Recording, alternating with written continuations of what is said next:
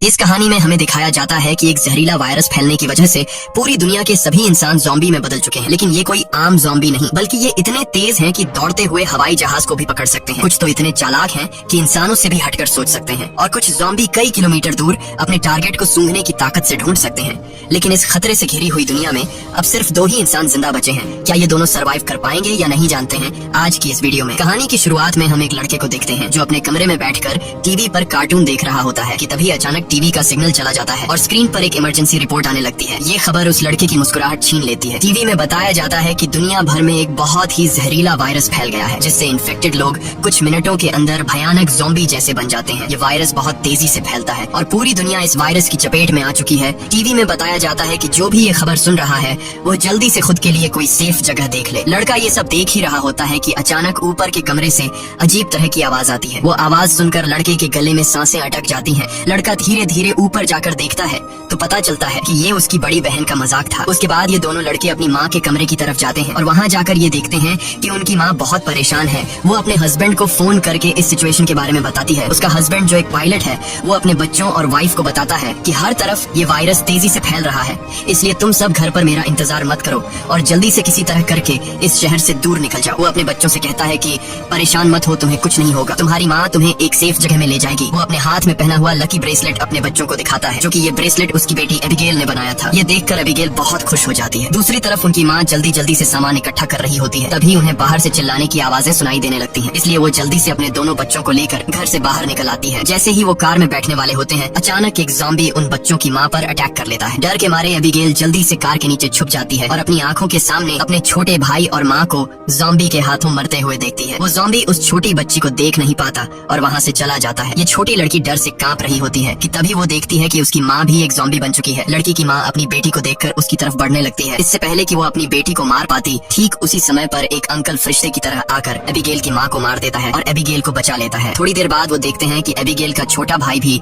Zombie में convert हो रहा है, इसलिए वो आदमी लड़की को कान बंद करने के लिए कहता है और उसके ज़ॉम्बी बन चुके छोटे भाई को भी गोली मार देता है। अब इसके बाद 10 साल के बाद का सीन दिखाया जाता है और हम देखते हैं कि ज़ॉम्बी वायरस की वजह से इंसानी सभ्यता पूरी तरह से बर्बाद हो चुकी है। कभी रोशनी से चमकने वाले शहर अब वीरान हो चुके हैं और अब तक सारे इंसान या तो मर चुके हैं या फिर ज़ॉम्बी बनकर इधर उधर भटक रहे हैं और सिर्फ 2 ही लोग जिंदा बचे हैं। वो छोटी लड़की एबिगेल जिसे अंकल ने बचाया था, अब वो बड़ी हो चुकी है। उस दिन से लेकर अब तक एबिगेल अंकल जैक की नजरों में पली बढ़ी और जैक ने उसे ट्रेन करके ज़ॉम्बी से लड़ना सिखा दिया है। उस दिन अगर उसकी लाइफ में जैक नहीं आता तो एबिगेल अब तक मर चुकी होती, इसलिए एबिगेल जैक को अपना पिता मानती है। इतने सालों तक जंगल में अकेले रहने के बाद एबिगेल को बहुत ही लोनली महसूस हो रहा होता है। उसकी सबसे बड़ी इच्छा है कि उसे कोई इंसानी बस्ती मिल जाए जहाँ वो लोगों के साथ मिलकर रह सके, लेकिन जैक को लोगों के बीच रहना बिल्कुल भी पसंद नहीं। रात को जब वो दोनों जंगल में कैंप लगाकर सो रहे थे, तभी किसी की आवाज से जैक की आंख खुल जाती है। वो धीरे से अपने कैंप से बाहर निकलकर देखता है कि तभी एक ज़ॉम्बी जैक पर हमला कर देता है, लेकिन जैक लगातार गोलियां चलाकर उसे मार देता है और एबिगेल भी वहाँ पर पहुँच जाती है। इन दोनों को पिछले 10 सालों से जंगल में ज़ॉम्बीज का शिकार करते हुए इतना एक्सपीरियंस तो हो गया था कि ज़ॉम्बी झुंड बनाकर एक साथ मिलकर रहते हैं। वह समझ जाते हैं कि आसपास और भी जरूर ज़ॉम्बीज होंगे, इसलिए वो जल्दी यहाँ से निकलने की तैयारी करने लगते हैं और घोड़े पर बैठकर निकल जाते हैं। तभी रास्ते में उनके घोड़े हिनहिनाने लगते हैं। जैक समझ जाता है कि खतरा नजदीक है। दोनों चारों तरफ देखते हैं तो दूर एक जीप ज़ॉम्बी से गिरी हुई दिखाई देती है, जहाँ एक नॉर्मल इंसान खुद को ज़ॉम्बी से बचा रहा था। अब वैसे भी दुनिया में इंसान बहुत ही कम बचे थे, इसलिए अब इन दोनों को हर हाल में उस आदमी को ज़ॉम्बी से बचाना था। जैक एबिगेल के निशाने का टेस्ट भी लेना चाहता था, इसलिए वो एबिगेल से कहता है कि तुम इस आदमी को बचाओगी ताकि पता चले कि वह पूरी तरह से ट्रेन हो चुकी है या नहीं। जैक उससे कहता है कि सुकून से टारगेट को निशाने पर करो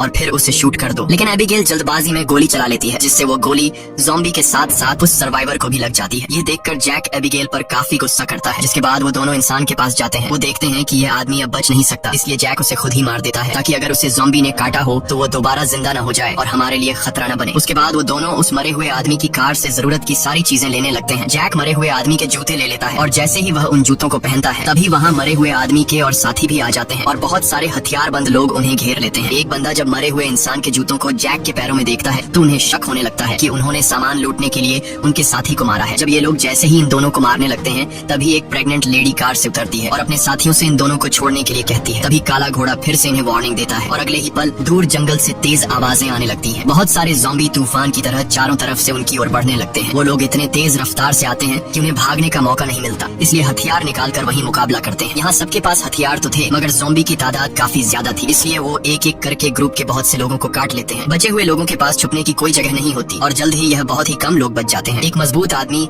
बदकिस्मती से ज़ॉम्बी के काटने का शिकार हो जाता है, इसलिए वह खुद को गोली मारना चाहता है, लेकिन उसकी बंदूक में गोलियां खत्म हो जाती हैं। अब उन्हें पता चल चुका था कि वो उनसे लड़ नहीं पाएंगे, इसलिए एबिगेल प्रेग्नेंट लेडी को लेकर गाड़ी में बैठाती है। गाड़ी में प्रेग्नेंट लेडी का हस्बैंड भी बैठा होता है और जैक गाड़ी स्टार्ट करके जल्दी से वहाँ से निकल जाते हैं। पूरे ग्रुप में अब ये सिर्फ 4 लोग ही बचे थे, बाकी सब ही ज़ॉम्बीज के शिकार हो चुके थे। एक काले चेहरे वाला ज़ॉम्बी अपने साथियों को मरा हुआ देखकर बहुत ज्यादा गुस्सा हो जाता है। उधर ये चारों ज़ॉम्बीज से जान छुड़ाकर गाड़ी में सफर कर रहे होते हैं। रास्ते में जैक पीछे बैठी लेडी से पूछता है कि तुम हो कौन और यहाँ क्या कर रहे थे। पूछने पर पता चलता है कि यह बचे हुए लोग शिपटाउन नाम की जगह पर जाना चाहते थे, जहाँ पर सेफली इंसान रहते हैं। वहाँ जरूरत की तमाम फैसिलिटीज हैं और हम सब वहाँ जाकर एक नॉर्मल जिंदगी गुजारना चाहते थे। ये सुनकर एबिगेल बहुत खुश होती है, क्योंकि यही तो वो जगह है जहाँ वह हमेशा से जाना चाहती थी। जिस पर जैक ने कहा कि यहाँ पर कोई भी ऐसी कॉलोनी वगैरह नहीं है। मैं पिछले 10 सालों से यहाँ वहाँ भटक रहा हूँ, मुझे तो कोई ऐसी कॉलोनी नहीं दिखाई दी। तभी अचानक बीच रास्ते में उनकी गाड़ी खराब हो जाती है। इस दौरान प्रेग्नेंट लेडी का हस्बैंड बाहर निकलता है, जिसका नाम डेविड है। वह उनसे कहता है कि मैं एक मैकेनिक हूँ और मैं इसे ठीक कर सकता हूँ, लेकिन औजार न होने की वजह से गाड़ी ठीक नहीं हो पाती। इसीलिए यह लोग गाड़ी को यहीं पर छोड़कर पैदल सफर करने लगते हैं। कई किलोमीटर सफर करने के बाद वह लोग एक वीरान सोसाइटी में पहुँच जाते हैं। यहाँ ऊंची इमारतें अभी भी खड़ी हैं, लेकिन हर तरफ मौत की शांति छाई हुई है। ये लोग सबसे पहले इस जगह की अच्छी तरह से जांच भी करते हैं। जब उन्हें कोई खतरा महसूस नहीं होता तो यह लोग रात यहाँ गुजारने का फैसला करते हैं। रात को वह लोग आग जलाकर खाना पकाते हैं। एबिगेल शिपटाउन नाम के उस जगह पर जाने के लिए बहुत बेताब थी। वह उस प्रेग्नेंट औरत से उस जगह के बारे में बातचीत करने लगती है। प्रेग्नेंट औरत उससे बताती है कि हमारा पहले से उस शिपटाउन में रहने वाले लोगों के साथ रेडियो पर कांटेक्ट हो चुका है। वह एक बहुत ही खूबसूरत जगह है जहां हम आजादी से रह सकते हैं। ये बातें सुनकर एबिगेल की आंखों में चमक उठी। दूसरी तरफ जैक बाहर चारों ओर जाल बिछा देता है, ताकि अगर वह लोग सो भी जाएं तो खतरा करीब होने पर फौरन पता चले। जैक अंदर आकर एक मैप निकालता है और सबको समझाता है कि वो मैगन और डेविड को कुछ दूर तक पहुंचाएगा और उसके बाद दोनों अलग अलग रास्ते पर चले जाएंगे। लेकिन एबिगेल जैक के इस फैसले से खुश नहीं थी। वह जैक के पास जाकर उससे बहस करती है कि डेविड अपनी प्रेग्नेंट वाइफ को उस जगह तक सेफली नहीं पहुंचा पाएगा, इसलिए हमें उनके साथ चलना चाहिए। जैक कहता है हमें समझदारी से काम लेना चाहिए। देखो,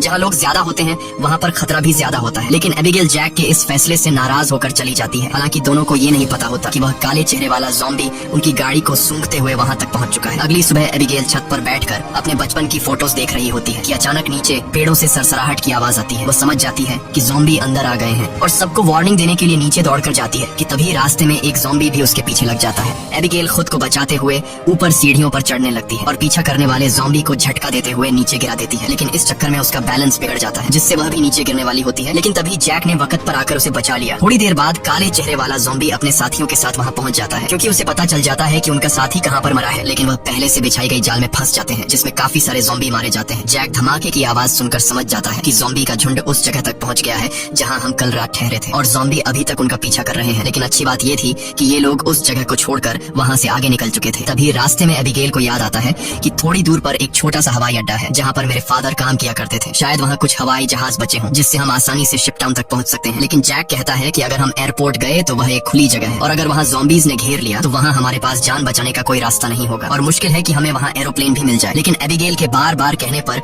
वह वहाँ जाने के लिए मान जाता है, जिसके बाद ये लोग एयरपोर्ट आ गए। लेकिन यहाँ पर कोई भी एरोप्लेन नहीं था। जैक कहता है देखा, मैंने कहा था यहाँ पर कोई भी एरोप्लेन नहीं होगा। लेकिन जब वह लोग वहाँ पर एक छोटे से गराज में पहुँचते हैं तो गराज का दरवाजा खोलते ही लकीली वहाँ उन्हें एक छोटा एरोप्लेन मिल जाता है। ये देखकर ये लोग बहुत खुश हो जाते हैं, क्योंकि अब उनका शिपटाउन तक पहुँचने का रास्ता आसान हो गया। लेकिन ये हवाई जहाज बहुत दिनों से इस्तेमाल नहीं हुआ था, इसलिए मैकेनिक डेविड कहता है कि उसे ठीक करने की जरूरत है। ज्यादा नहीं, मैं उसे 10 से 15 मिनट के अंदर ठीक कर दूंगा। जब तक डेविड एरोप्लेन को ठीक करता तब तक जैक और एबिगेल एयरपोर्ट में कुछ काम की चीजें ढूंढने लग जाते हैं। तभी डेविड दूरबीन से देखता है कि दूर से बहुत सारे ज़ॉम्बीज आ रहे हैं जो बहुत जल्द एरोप्लेन तक पहुंच जाएंगे। वह लोग दौड़ कर आते हैं और उन दोनों को वार्न करते हैं कि हमें जल्दी से एरोप्लेन को स्टार्ट करना होगा, नहीं तो ज़ॉम्बी यहाँ पहुंचकर हमें मार देंगे। एबिगेल जल्दी से पायलट की सीट पर बैठ जाती है। वहाँ पर मौजूद बुक्स को रीड करती है। उसके फादर पायलट थे, इसलिए उसने अपने फादर से एयरप्लेन को कंट्रोल करने की थोड़ी बहुत जानकारी सीखी थी। और जैक ज़ॉम्बीज को शूट करके उन्हें रोकने की कोशिश करता है। एबिगेल जैसे तैसे करके एरोप्लेन को स्टार्ट कर लेती है, लेकिन तब तक बहुत देर हो चुकी थी। वहाँ बहुत सारे ज़ॉम्बी रनवे तक पहुँच जाते हैं। उनकी रफ्तार काफी तेज थी और उनमें से एक ज़ॉम्बी एरोप्लेन के दरवाजे तक पहुँच भी जाता है। लेकिन जैक उसे गोली मारकर एरोप्लेन को उसे छुड़ा लेता है और एबिगेल जहाज के कंट्रोल को समझ जाती है। इस तरह से ये लोग जहाज को टेक ऑफ कर लेते हैं। हवाई जहाज में बैठे सभी लोग बहुत खुश हैं, क्योंकि वो जल्द ही सीधे शिपटाउन पहुंच जाएंगे।